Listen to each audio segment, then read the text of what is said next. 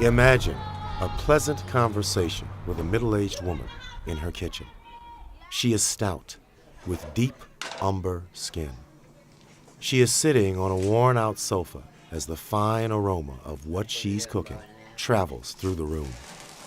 There is about her an easy informality as she speaks about the simple details of her life, day to day. Her speech still has the soft cadence of the South, where she once dreamed of living in a new house in a large and prosperous northern city. Half that dream has come true.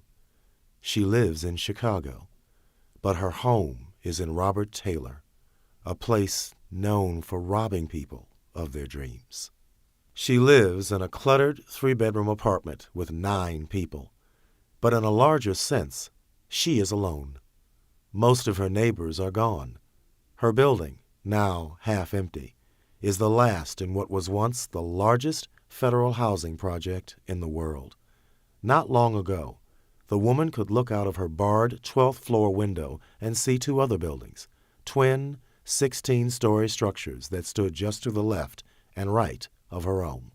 The towering triplets formed a U-shaped quadrant with a courtyard in the center.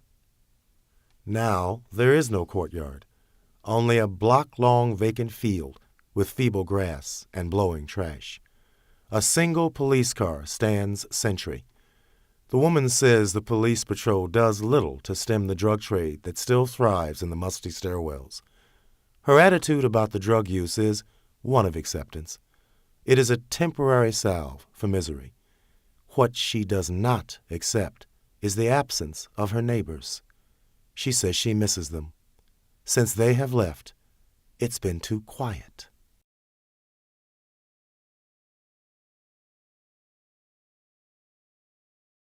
We used to being able to see a lot of people.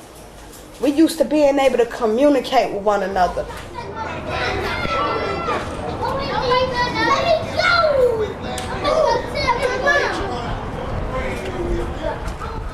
At Robert Taylor, noise was a companion. Within each of the quadrants that once lined South State Street lived thousands of people. Most of them were children. The woman says that in her building, she knew most of the kids, who had long ago abandoned the dilapidated playlots and preferred playing in the buildings themselves, chasing each other along the porches, up and down the grimy stairwells, and in and out of the dim elevators. They transformed the buildings into their personal jungle gyms. Their voices were integral to Robert Taylor, as much a part of it as the mortar that held it all together. And there were other voices, a sea of them, laughing, joking, coughing, cursing. They all mingled with slamming doors and pounding feet along the cement porches, radios and stereos and TV sets from within the apartments, shouts, squeals, creaking swings, and raucous basketball games from the courtyard. Most of that has been silenced now. But the woman on the 12th floor says she longs to hear it all again, that symphony of familiar sounds and voices. There was a rhythm to it, understood by someone who hears it day to day. Taylor was a community of known names and faces. Though most are gone now, they have left behind their imprint. Letters on walls made with heavy markers or spray paint spell names, assert phrases, announce couples, warn enemies. Tweety, Tasha, Tootie, and Honeyback. They are sprayed along cinder block walls stained with old paint and grit. Carlissa, Dog Pound, Dana, and friends. They tell of proud couplings and hoped-for unions. Fernita and Anthony, Rose and Eddie, Shantae and Pete. Crude slogans sprawl over the frail, failing elevators with doors that wheeze shut. Love in the boogie ward. Inside Villain City, we have it all. Rank assertions line the walls of dark stairwells that reek piercingly of piss.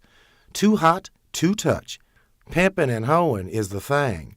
The gorilla bitch lives here. Sworn allegiances and threats to enemies shout from the breezeway. Forever gangsta.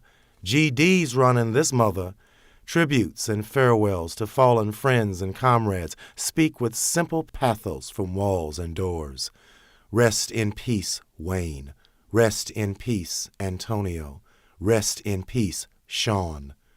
No matter how many times the names, slogans, requests, demands, curses, and prayers are painted over, within days or hours, they reappear.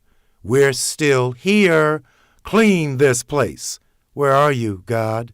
Don't hate us all. Voices on a wall, across a door, down a stairwell, in a breezeway, through a corridor, speak with stark clarity.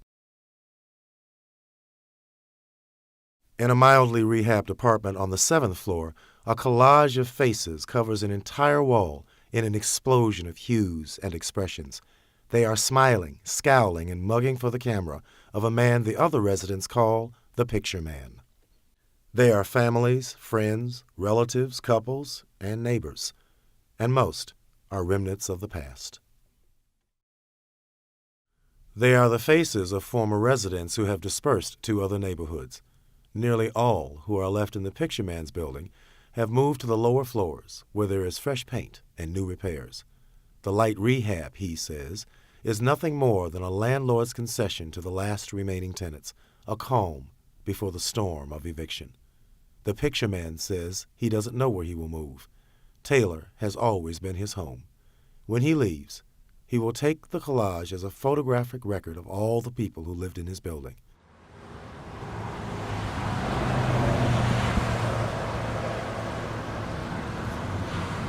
Two flights below, on the 5th floor, a tall, rail-thin woman stands at her kitchen sink cleaning chickens. Her apartment is damp and too hot and awash with the putrid smell of broken plumbing. The woman apologizes for the heat and the foul odor. She explains that she's had no more luck getting the sewer pipe repaired than she has her bathtub, which is missing its faucet and urinates a constant stream of hot water, or her toilet, which she must flush with a bucket, or her hissing radiators, which have left glistening streaks on her walls and mold running along her ceiling in coils of rot. She says she's glad to be leaving Taylor. Can't wait. Anything, any place, would be better than this rodent metropolis she has called home for 8 years. Yet, she emphasizes, waiting for repairs is an exercise in frustration, an endless game of vacillation between can't do and can't get. The man sitting on the bed drinking a 40-ounce agrees. Worse than the wretched apartment, he says, is the environment. They worry about their oldest son, who at 14 is starting to drift away from school and away from their stern instruction. The woman asks how they can demand that their son do well in school or find a job when he can make $1,000 a day selling drugs. The woman says they talk to their son every day, begging him to do right. Within a year, they and all of their neighbors, the last tenants in the last building in the most massive housing project ever undertaken, will receive their final notices of evacuation. A curt letter will state a specific end to their tenancy at Robert Taylor Homes. They will pack furniture, clothes, toys, posters, family Bibles, photo albums, items accumulated over years, generations. They will pile them into moving vans and old trucks and cars borrowed from friends, and pull away from what is for many of them the only home they have ever known. A fortunate few will find a rent-assisted apartment in a better neighborhood. Fewer still will move into a unit in a new housing development. But most will have little more knowledge then than now of where they will go.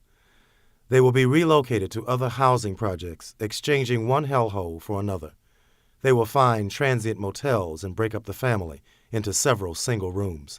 They will crowd in with friends or relatives, or they will end up on the street.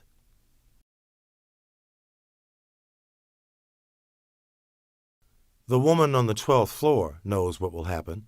She's seen it before. First, there will be a gradual exodus that will accelerate as the final evacuation date nears, with 4, 5, 6 or more families moving on the same day, until it seems as if an entire neighborhood is uprooting and clearing out all at once. They will leave behind a hollow behemoth that will stand cold, cadaverous, with only thin remembrances of the life that once breathed inside of it. Then a tall fence will sprout up and encircle it, before wrecking balls and cranes move in to begin bashing in its walls and clawing out its floors and porches until they collapse in a shower of rock and dust. It will stand for a time with jagged walls and broken floors and ripped iron beams exposed, like some eviscerated mammoth, before it is pounded into rubble, and then it will disappear. The woman says she stays up nights worrying about where her family will live. Buying a house is out of the question, and landlords are reluctant to rent to a family of 10 people. Breaking up the family is unacceptable, and there are no relatives or friends with a home large enough to accommodate them all. There is always the prospect of relocating to still another housing project, but she so dearly hopes for something better.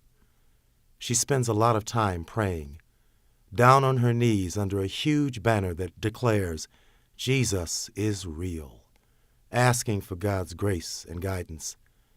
She says that God will answer her prayers. She knows that He will lead her. For now, she will clean her cramped apartment and scold and diaper her many grandchildren. She will hunt down bargains at used furniture and clothing stores. She will clip supermarket coupons and improvise sumptuous meals. She will chat with friends and sit with her daughters to catch up on her favorite soaps. She will live day to day in a community with no future.